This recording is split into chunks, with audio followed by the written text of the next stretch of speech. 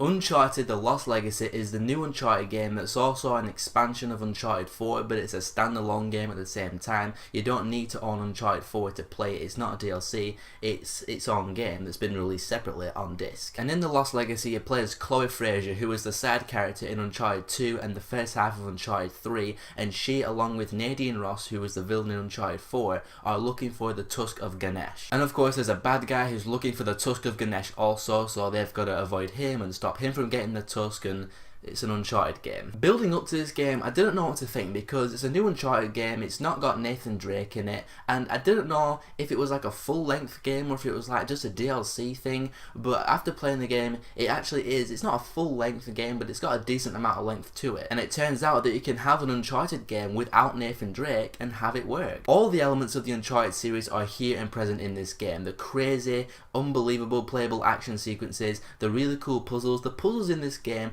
are not like incredibly difficult. There are a couple that got me scratching my head going, okay, how do I sort this one out? And the gameplay in The Lost Legacy is the exact same as Uncharted 4 because it is an expansion of Uncharted 4. In terms of how the game plays and how you control everything, it's the exact same gameplay model as Uncharted 4. And I've seen some people criticize this game for its lack of innovation, and it doesn't really do anything new with the Uncharted model. There's nothing in The Lost Legacy that you haven't already seen in any of the previous 4 Uncharted games, but what it all boils down to is the game fun? And for me, for the most part, the game was fun to play. The one difference this game does have to the other games is that it's not Nathan Drake in the lead role. Like I said, it's Chloe from Uncharted 2 and 3. Now, I've seen some people say that Chloe Frazer is just a Lara Croft ripoff because she's British and she's an archaeologist explorer type. And after playing The Lost Legacy, I would mostly disagree with that. As far as her character goes and her personality, she is nothing like Lara Croft. In fact, I would call her Lara Croft with attitude. Because Lara Croft is a serious archaeologist type. She wants to find these artifacts in lost cities and she wants to preserve them for archaeological purposes.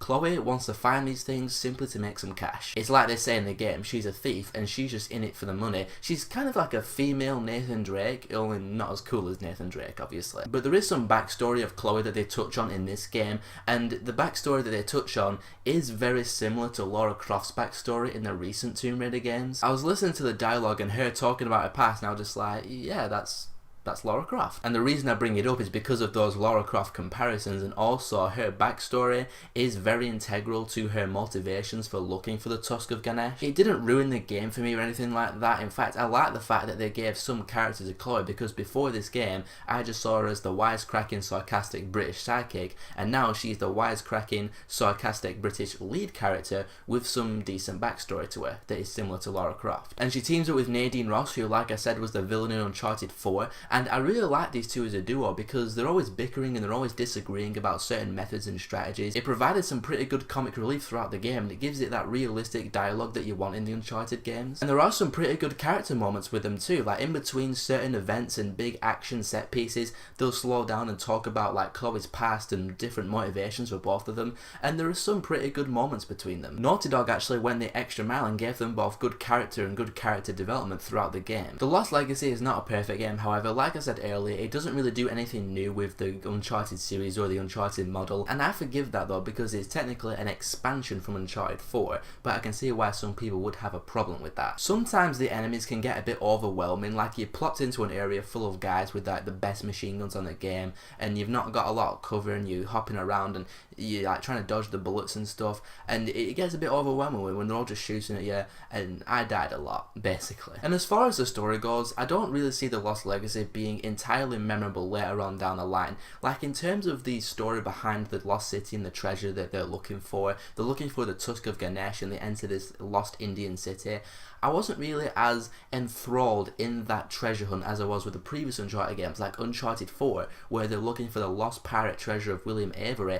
I was into that stuff. I mean, maybe I just like pirates more than lost Indian city people. That's not to say that I didn't get some really good treasure hunting, lost city finding vibes from this game, because I did. Like when you're opening like hidden doors and you're looking at all these ginormous temples hidden away in the mountains, it still gave me that Uncharted feeling of adventure and treasure hunting. It's just the actual story behind what they're looking for was probably my least favourite of the series so far. But in the end, I really enjoyed Uncharted: The Lost Legacy. The graphics are absolutely stunning, like the landscapes of the Indian mountains and the distances look absolutely unreal. The action sequences are still awesome, if not as spectacular as the previous Uncharted games. But the climax of this game was awesome. The big final action set piece, it was like the train scene from Uncharted 2 meets the truck scene from Uncharted 4. Both of those combined to make one giant action piece, and even though I felt like I'd already played through these before, it was still really awesome to play through, and there was some pretty good action set pieces thrown in there as well. The game also gives you some pretty solid storyline as well. I finished the main campaign in around 6 hours, which is the same as Uncharted 1. I completed Uncharted 1 in about 6 hours as well, so it's about the same length as Uncharted Drake's Fortune. So you get 6 hours of solid story campaign and a fully fledged online multiplayer. You get the entire Uncharted 4 multiplayer experience, all of that for £30 in the UK. I paid £20 for it. I'd say that's a steal. Again, it's not revolutionary or new by any means, but for what it is a damn good Uncharted game, and it proves once again that you can make an Uncharted game without Nathan Drake, and I'm all for seeing some more Uncharted games with these characters later on down the line. I don't know if Naughty Dog will do them though, because they're kind of busy right now. I really enjoyed my time playing Uncharted The Lost Legacy, and I'm going to give it a 4 out of 5. So have you played Uncharted The Lost Legacy, and what did you think about it, and which game in the Uncharted series is your favourite one so far? Whatever your thoughts are, tell me in the comments below, and if you want to see more of my stuff, be sure to subscribe, and I'll see you all in the next video.